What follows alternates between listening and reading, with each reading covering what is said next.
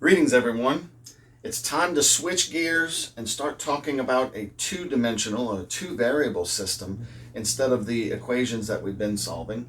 We're going to upgrade now to our rectangular coordinate system, and then all of the things that we study beyond here with functions and domains and things like that are going to be based in this two-dimensional system. Okay, so quick recap. I know you've seen this before, but let's talk about it real quick. We have the rectangular coordinate system, also called the Cartesian coordinate system. And they call it the rectangular coordinate system because it's basically made of a bunch of rectangles, right? The y-axis and the x-axis are your two measuring lines, basically. They measure where we can go in the system, and they're at a right angle to each other, which makes every corner that you would cut on any point essentially a rectangle, right? Every point, every location is given an x number and a y number in that order, x then y for an ordered pair, and that just represents how far left and right and how far up and down you would go to walk and get to that point on the grid. Okay, the rectangular coordinate system is cut into 4 sections called quadrants: 1, 2, 3, and 4. Roman numerals is the way they're numbered. They go in a right-handed system is what we call that. If you can point your thumb out of the board, you rotate your hand, your right hand in the direction of rotation. And it's mainly because that's the way we scale all of our angles. So we have a right-handed rectangular coordinate system. Okay? To make it a true space of things that we study, we need to have a couple of ground rules, if you will. One of the most important is that there be a measurable distance that doesn't change its calculation. Okay? So the distance between any two given points can be calculated using a general form of the Pythagorean theorem. Don't forget, Pythagorean theorem is whenever you have a right triangle, the sum of the squares of the legs is equal to the square of the hypotenuse. And that's basically what we've got as a setup here. If I pick 2 points with coordinates x1, y1 and x2, y2, and I want to know the length of the line segment that connects them, I break it down into its 2 dimensions because a single dimension is easier to measure a distance of than multiple dimensions. Okay? For example, if I just want to know how wide it is, all I need to do is subtract numbers.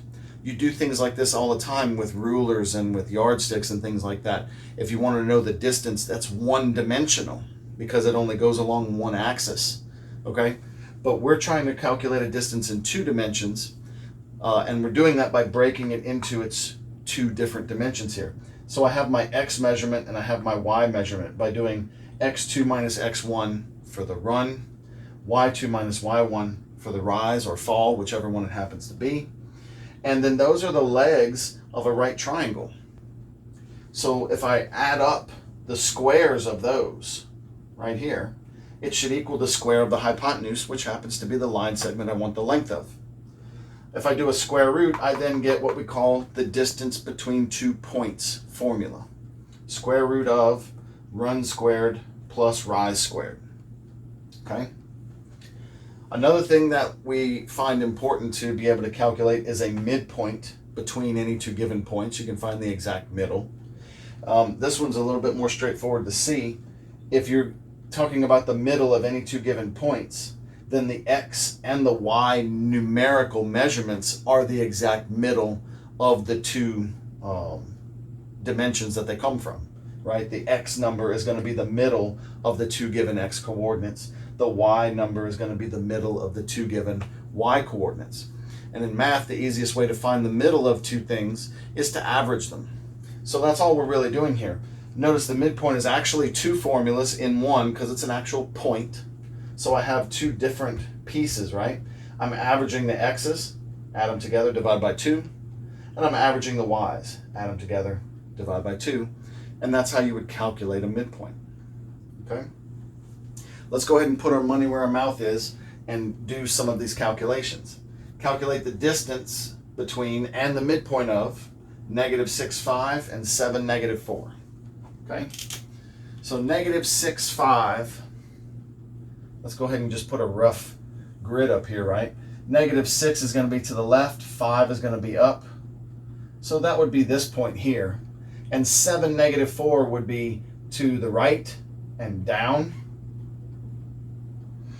So -6, 5, and 7, -4.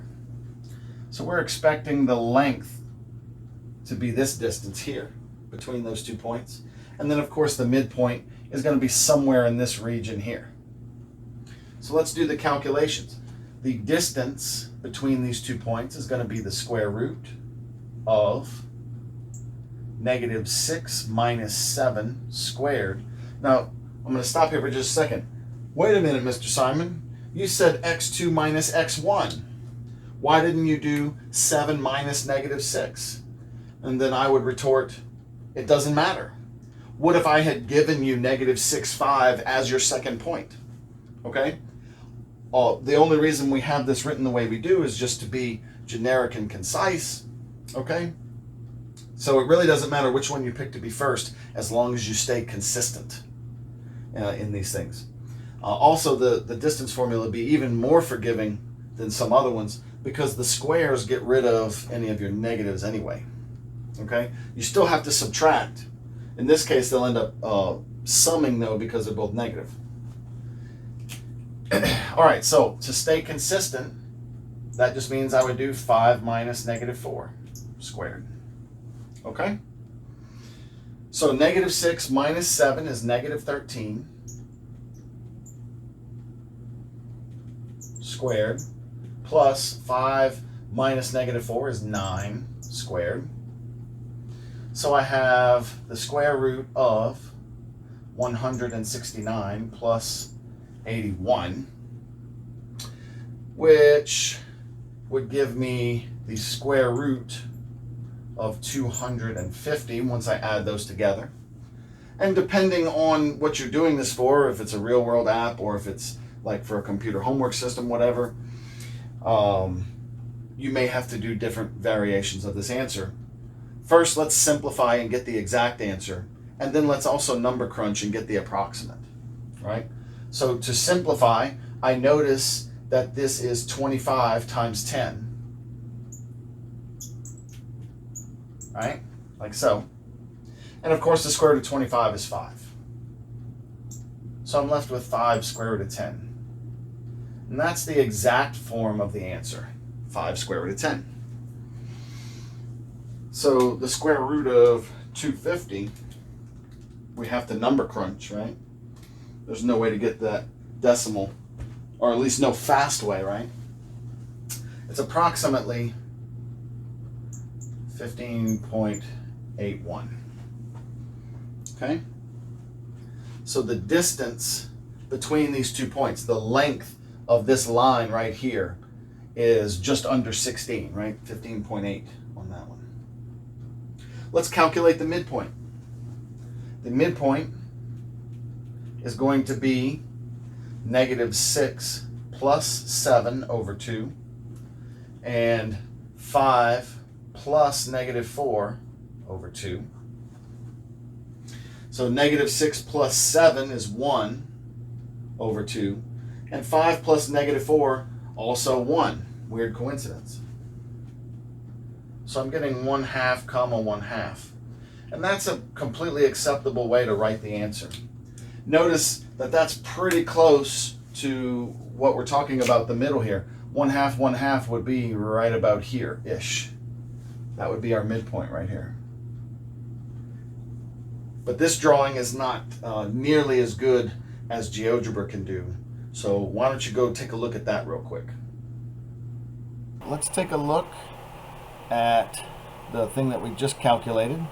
We're going to do that by putting down our original points, -6, 5, and 7, -4. And let's start with the distance. I'm going to do that by connecting them with a segment. And notice the calculation that it has for the length is exactly what we were talking about, the 15.81. Next, for the midpoint, I'm going to take a perpendicular bisector of this line, and I'm going to intersect it with the segment.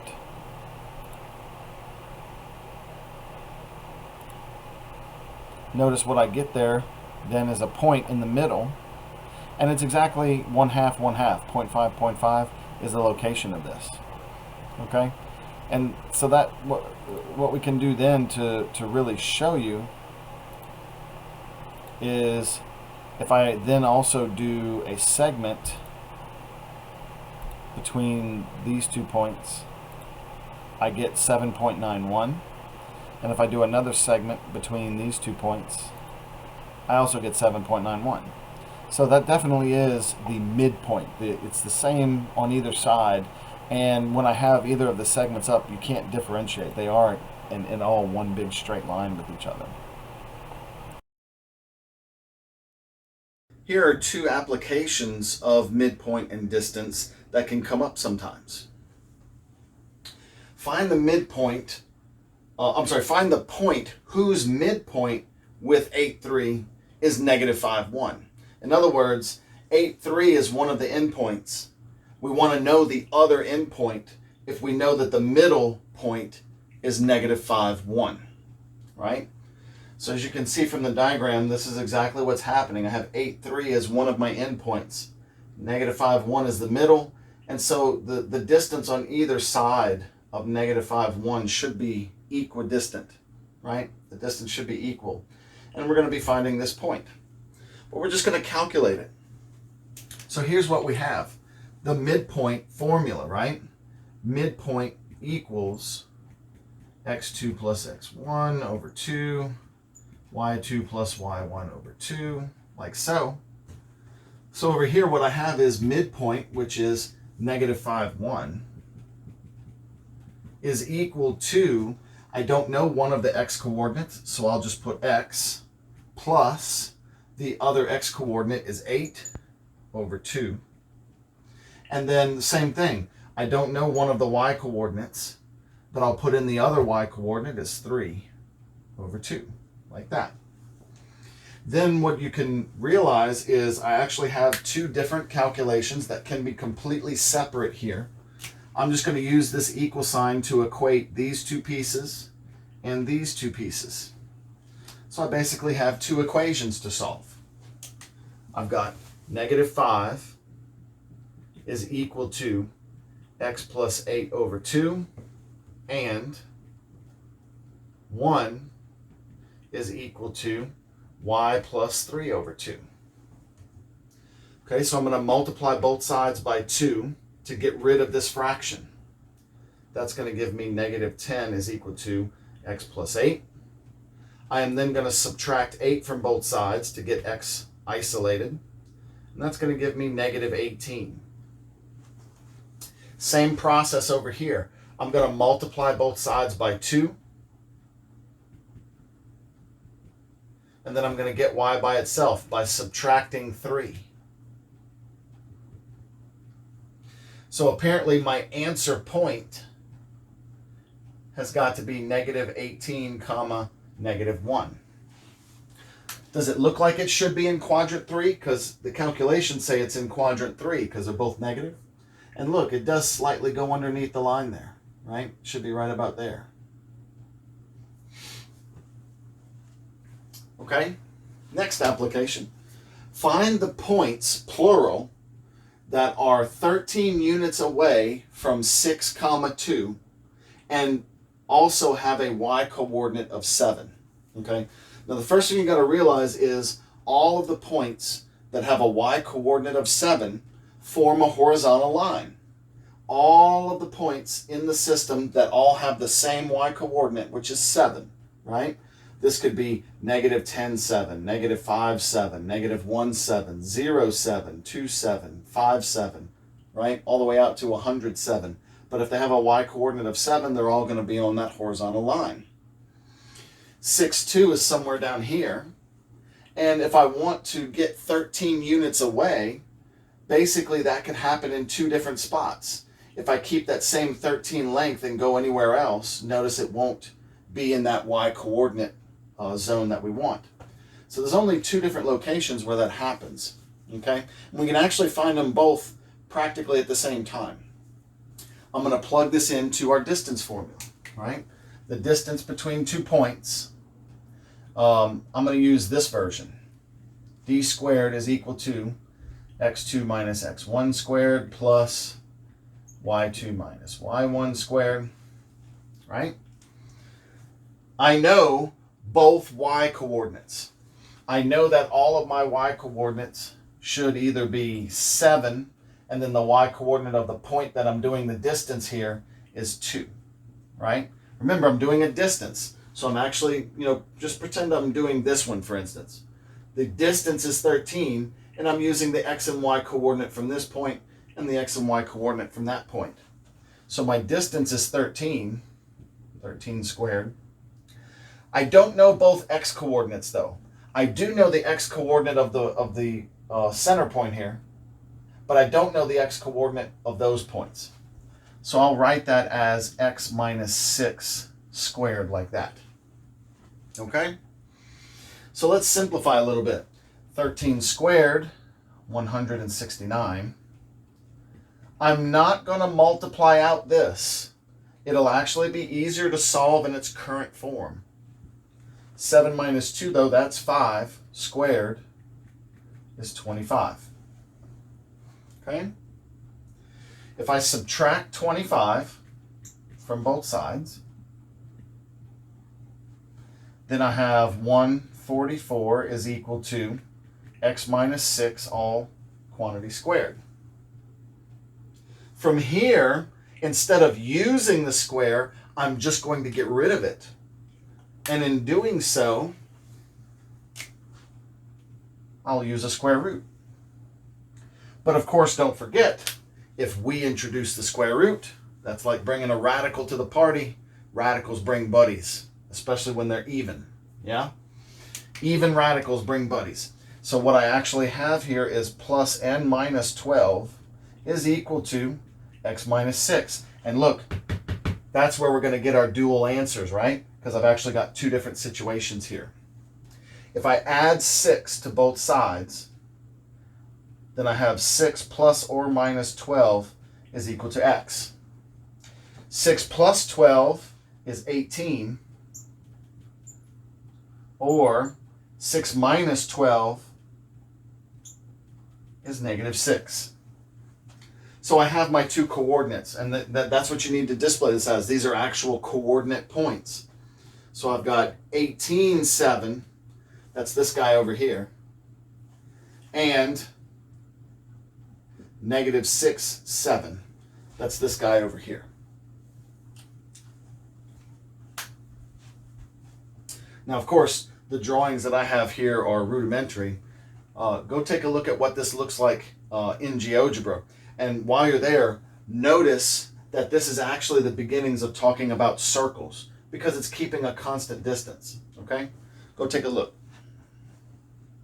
So if we want to take a look at the midpoint calculation that we just did, where we were given 8, 3 is one of the endpoints, right? So I'll start with that point, 8, 3.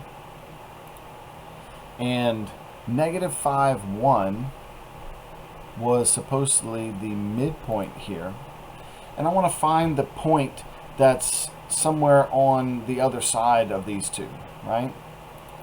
Okay, so let me move it over a little bit so we can see what's going on here. Now I'm going to use a circle to my advantage here. What I'm going to do is I'm going to draw a circle, okay, using this as the center and using this point on the outer edge.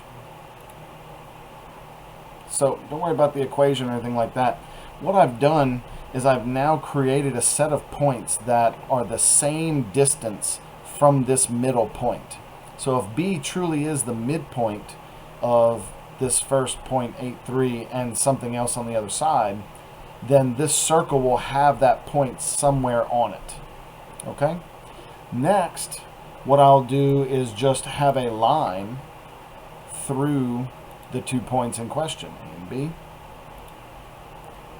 And then wherever this line intersects that circle has to be the other side of that midpoint. And notice I just did the intersect. It gives me -18, -1. So that is definitely the point that we calculated, and that is correctly the one that we're interested in. Okay. Now to do the other calculation that we just did with the distance, let me get rid of all of these things that were in our way. Right?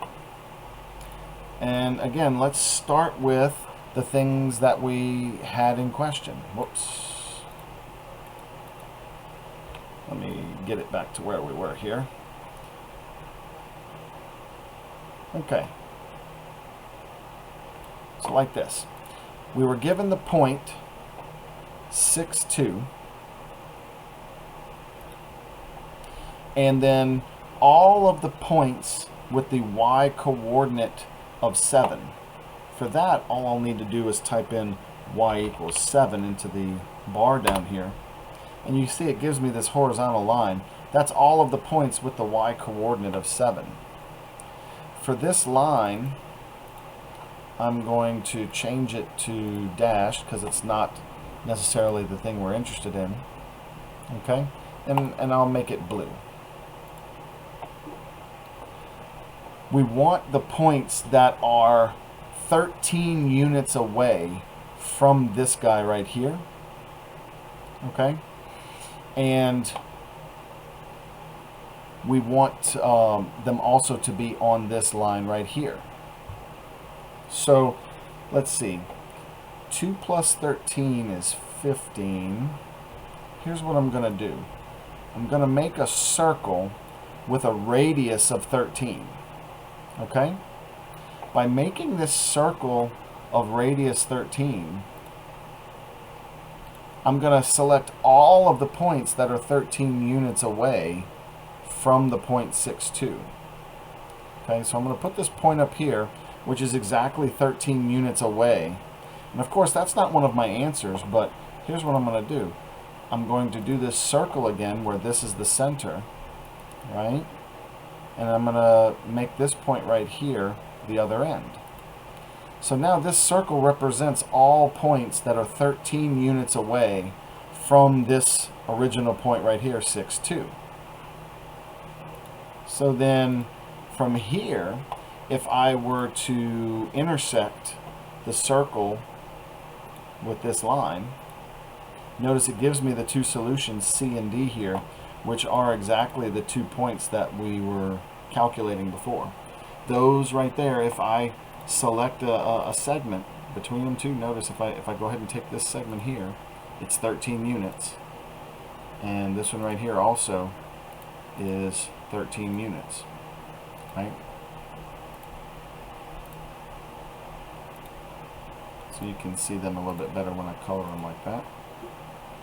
Those are definitely the 2 points that are 13 units away from the given point, right? The circle is not necessary, the other point is not necessary now. You can see these are exactly those points. They are 13 units away, and they have a y coordinate of 7, right?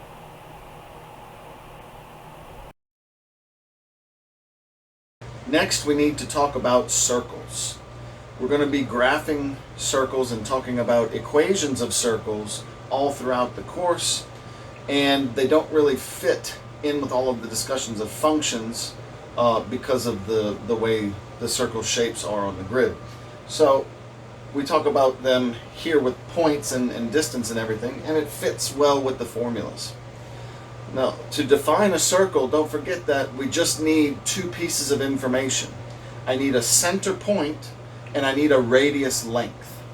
A circle is just a collection of all of the points that are one non-changing distance from a center point, right? The radius is this one distance, and it's the same in every single direction. Okay? So I just need a center point, which typically gets labeled H and K. H for the X value of the center, K for the Y value of the center. and then r is the radius. So what I have labeled here is just some generic point. X and y are actually variables representing any given point in the collection of points on the circle. H and K is the center, that doesn't change. Radius is labeled with R, that also does not change. So if you remember, we had the other form of our distance formula, right? D squared is the run squared plus the rise squared. So the standard form of a circle is just the distance, this R distance in any direction, not changing. So the distance is replaced with R for radius squared, and then my run is x minus h, and my rise is y minus k. And this actually becomes the standard form for the equation of any circle, where the center is h and k, and the radius is r. So I can make the equation of any circle, or vice versa. I can take an equation of a circle and interpret it back into graphical information. Okay? So, first example. Graph this equation. Okay? Well, you can see that it's a circle equation because it has x squared and y squared. That's how we know it's a circle.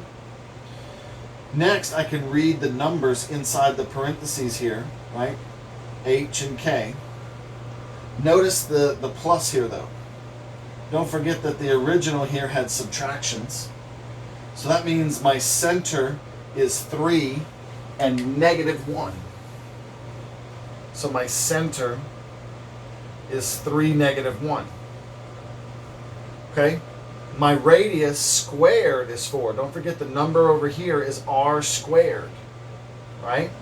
So that means that my radius would have to be 2, the square root of 4.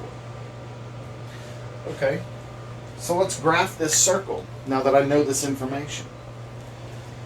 I measured this out using a ruler, and a ruler is actually a pretty handy tool still to graph the circle by hand if you don't happen to have a compass or something round to help you draw it. So let's start with the center. 3, negative 1. 1, 2, 3 over to the right, and then 1 down. Here's my center point right here. Okay, my radius is 2. So first and foremost, without having to do anything else, I can just count 2 in each of the cardinal directions, up, down, left, and right, easily. So 2 up is 1, 2 right here. 2 down is 1, 2 right here. 2 left is here. 2 right is right here. So those are the edges of the circle there, right? And then I can try to measure out a radius of 2 in a couple of other directions if it makes it easier for you, right? I can do this point right here. I can do, say, something like right here.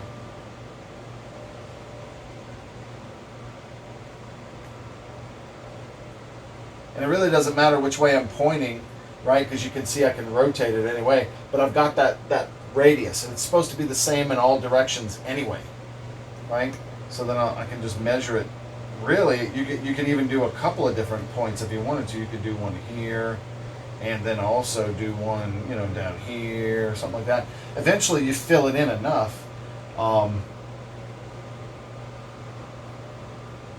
Whoops. Freehanding is a lot more difficult.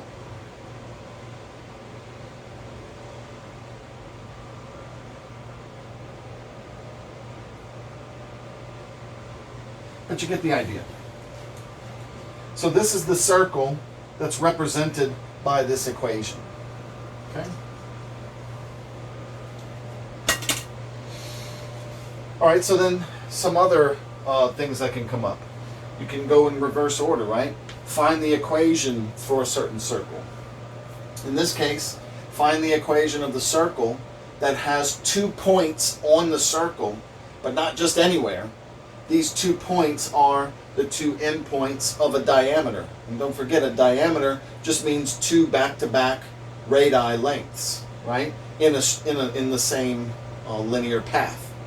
So I have two radial lengths that make one straight line, not just any two radii. It's basically a line that goes all the way through the circle. We call that a chord. And then it also goes through the center, right? It's not just any chord. So being on either side of the center, I can easily calculate the center of the circle as the midpoint.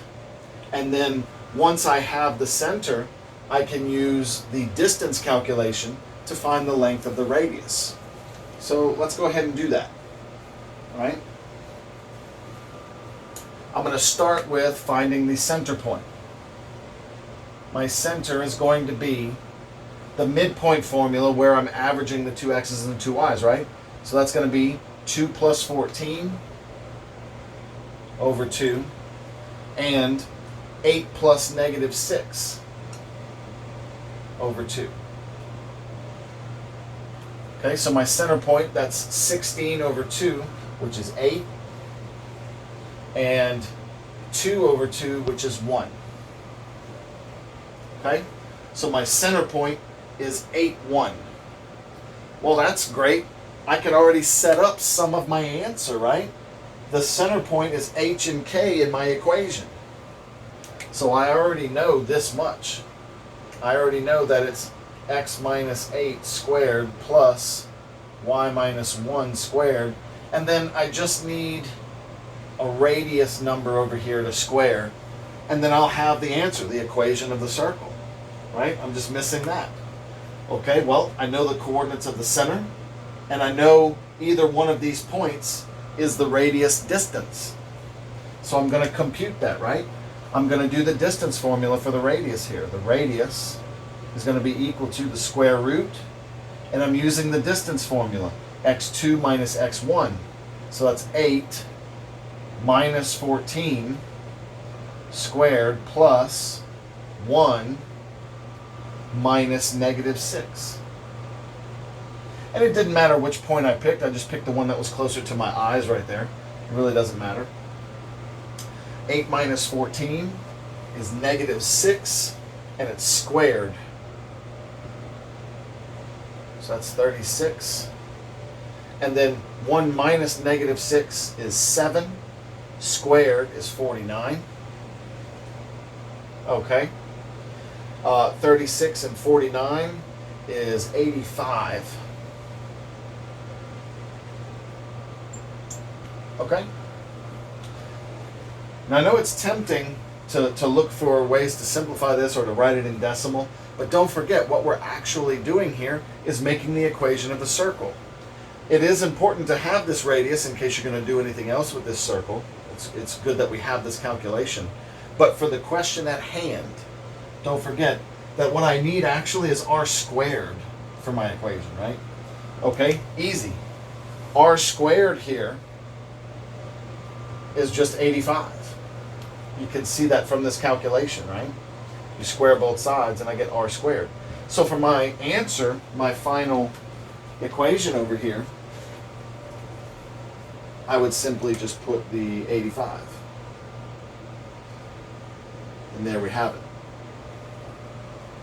That equation represents the circle with those two endpoints. Okay? But again, like usual, drawing these things by hand doesn't always do it justice. I can demonstrate these in GeoGebra much more cleanly. You know what? Go take a look. To start with, let's just look at the graph of that first circle that I tried really hard to draw by hand. The equation of it was x minus 3 all squared plus y plus 1 quantity squared. So notice I'm just typing it in the bottom, right, the way you would see it, equals 4. Okay? So just notice that the center of this, right, if I take 2 points that are on either side, right, here and here, and if I were to draw the segment in between them, right, the bisector of that definitely hits it right there in that middle. You can see the crosshairs there, right? The center point here is 3 to the right and 1 down, which is exactly what you would expect from this equation right here, 3 and -1. Okay? So that's what this guy looks like for real. This circle right here. So let's take a look at the other one. I'm going to get these things out of the way. The other one talked about having the points 2, 8,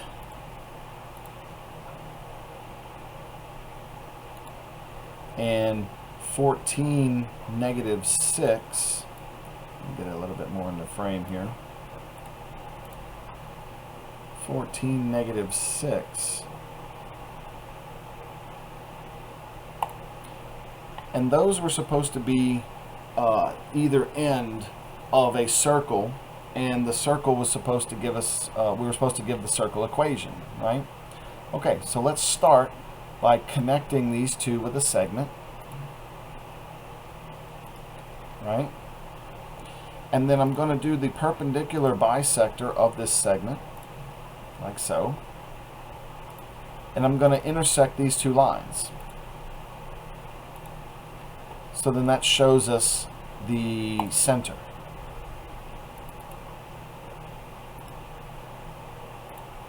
Right? The center of these 2 points is that point. Now the only thing I need to do is circle with this center, and I can pick either one of these points. It's going to be the same either way. And notice this is exactly the equation that we computed a moment ago. One last thing about circle and circle equations is that sometimes they're not always handed to us in the format we like to read the information from. Sometimes they're given to us in what we call a conic format, from the category of conic sections. Okay, circles are one of the 4 main conic sections, and so they tend to sometimes come in this other format called conic form. A generic conic is anything where x squared and y squared are the highest powers, and they can have any combinations of x and y beneath that. So you can have an x times y, a single x, a single y, numbers without either. Okay?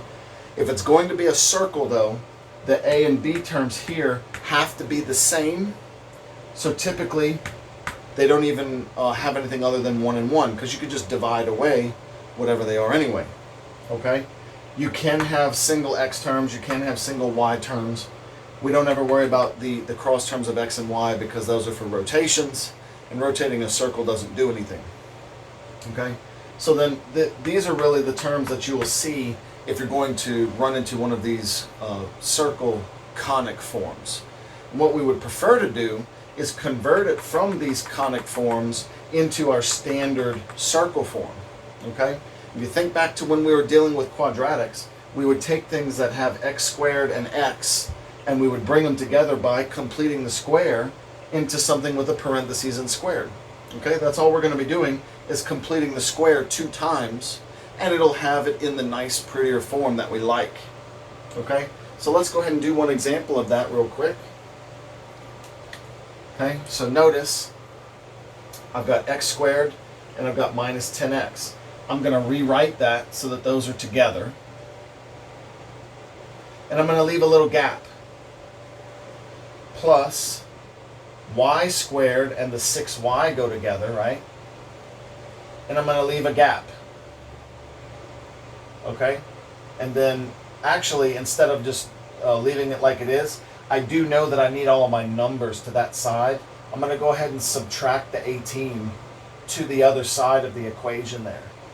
So I'll leave a little gap and I'll put my equal sign, and 0 minus 18 is negative 18. Okay?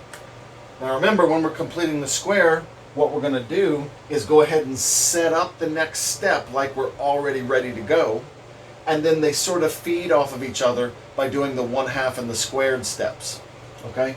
So I know that I'm going to have x inside of some quantity squared plus y inside of some quantity squared, and then that's going to be equal to some number over here. So I'm just setting up the next step here, okay? So then to complete the square, remember, we take half, right? We take half, which in this case will be -5. And then from there, we square, right? So -5 squared is 25.